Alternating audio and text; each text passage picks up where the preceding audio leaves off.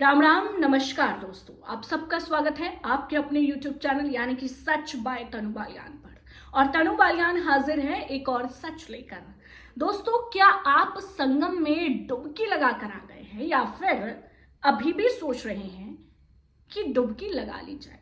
तो ये खबर आपके लिए ही है। अंत तक जरूर जरूर जरूर देखिएगा और अपने आसपास वालों को भी शेयर मार दीजिएगा।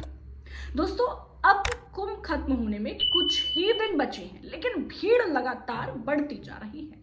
चाहे कुंभ में भगदड़ मच जाए या कुंभ में आग लग जाए या फिर हवाई जहाज का किराया आसमान छू जाए या फिर रेल में लोग टॉयलेट में बैठ कर जाए, लेकिन भैया कुंभ तो जरूर जाकर रहेंगे।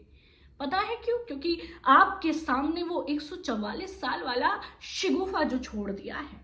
लेकिन दोस्तों, अब एक हैरान करने वाली खबर सामने आई है, जरा गौर से सुनिएगा।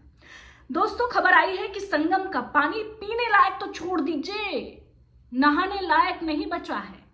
और आपके प्यारे मुख्यमंत्री, दुलारे मुख्यमंत्री योगी आदित्यनाथ आपको और वीआईपीओ को डुबकी लगवा रहे हैं इसी गंदे पानी में। जी हाँ दोस्तों, ये बात मैं यानी कि तनु बालियान बिल्कुल नहीं कह रही हूं, ये बात सीपीसीबी की रिपोर्ट कह रही है।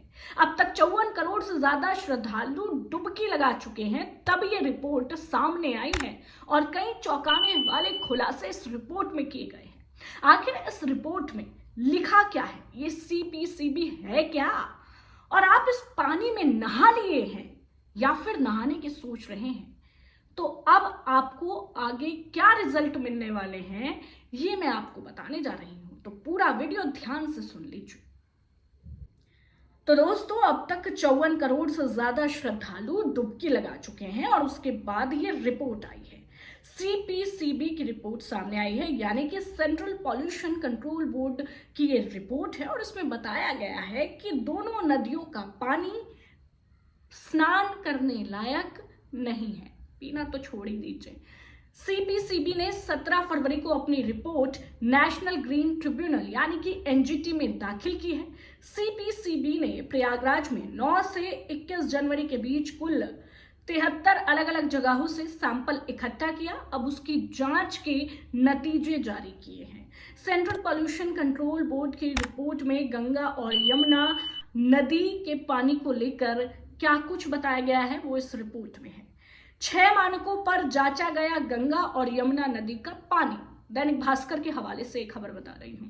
सेंट्रल पॉल्यूशन कंट्रोल बोर्ड ने जो रिपोर्ट जारी की है उसमें कुल 6 पैमानों पर गंगा और यमुना नदी के पानी को जांचा गया।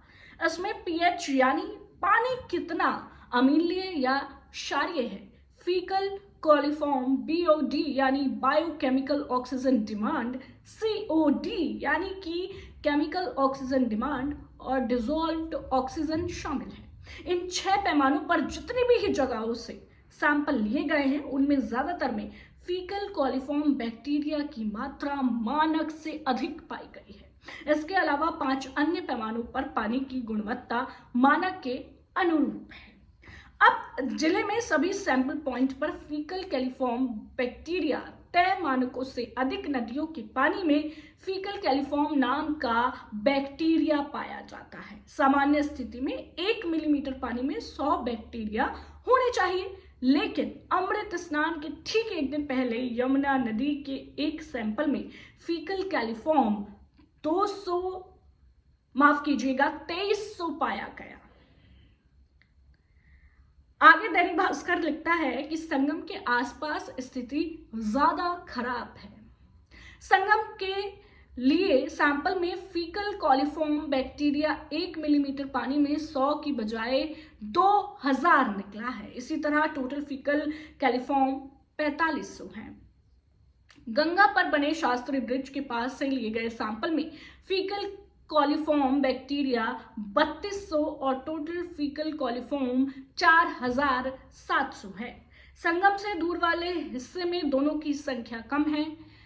फाफामाऊ चौराहे के पास से लिए गए सैंपल में फीकल कोलिफॉर्म बैक्टीरिया 1 मिलीमीटर पानी में 100 के बजाय 790 पाया गया। इसी तरह राजापुर मेहदौरी में ये 930 पाया गया। झूसी में छतनाग घाट और एडीए कॉलोनी के पास इसकी मात्रा 920 पाई गई है। नैनी में अरेल घाट के पास ये 680 था।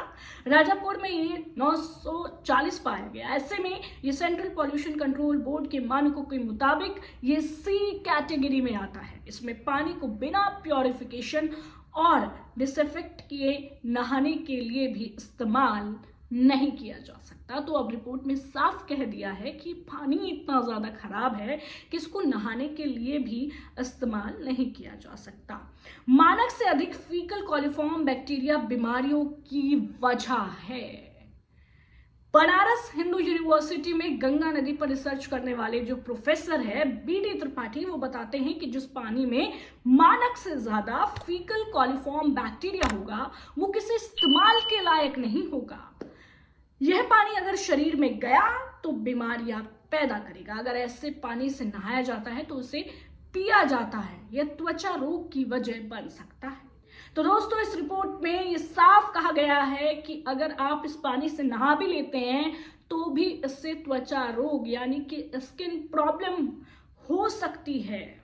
अब दोस्तों, शंकराचार्य स्वामी अविमुक्तेश्वर ने क्या कुछ कहा है इस मामले पर, वो भी आपको देख लेना चाहिए। न्यूज़ 24 के हवाले से मैं आपको बता रही हूँ।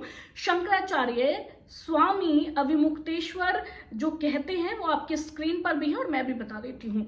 महाकुंभ के संगम जल के हमने ऐसे वीडियो भी देखे हैं जिनमें लोग पानी के मल में नहाते दिख रहे हैं। करोड़ों लोगों की आस्था और भावना के साथ खिलवाड़ हो रहा है। इस सरकार ने सभी वीआईपी को मलयुक्त जल में ही स्नान करवा दिया। ये बात कह रहे हैं शंकराचार्य जी। और दोस्तों, अब जाते जाते कुछ सवाल सूबे के मुखिया यानी कि योगी आदित्यनाथ से मैं पूछना चाहती हूँ कि आप ढोल पीट पीट कर लोगों को बुलाते हैं तो व्यवस्था क्यों नहीं करते भैया? किसकी जिम्मेदारी है व्यवस्था करना? आपने नालों को लेकर व्यवस्था क्यों नहीं की जब आपको पता था कि इतने करोड़, फलाना करोड़, ढिमाका करोड़ लोग आएंगे? तो आपने व्यवस्था क्यों नहीं की योगी आदित्यनाथ जी? न रहने की व्यवस्था है, न खाने की कोई व्यवस्था है, न पीने की व्यवस्था है। ट्रैफिक का हाल हम लोग देख चुके हैं, रेल का हाल हम लोग देख चुके हैं, फिर भी आपने कुछ नहीं किया। लोगों को छोड़ दिया धक्के खाने को। लोग धक्के खाने को मजबूर भी हैं। और सबसे बड़ी बात यह है कि आपने सबको इसी गंदे पानी में नहाने के लिए मजबूर किया है योगी आदित्यनाथ जी। जनता आपको माफ तो कतई नहीं करेगी।